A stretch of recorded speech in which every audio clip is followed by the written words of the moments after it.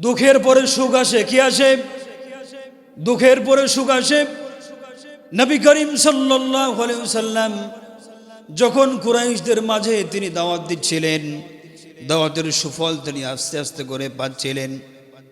অন্যদিকে কুরাইশের মানুষেরা সব রকম ষড়যন্ত্র নবী করিম সাল্লাল্লাহু আলাইহি ওয়াসাল্লামকে নিয়ে নিপীড়ন, নির্যাতন, উৎপীড়ন চালাচ্ছিল। আমার ভাইরা, নবী করিম সাল্লাল্লাহু আলাইহি ওয়াসাল্লাম ক্ষান্ত হন নাই।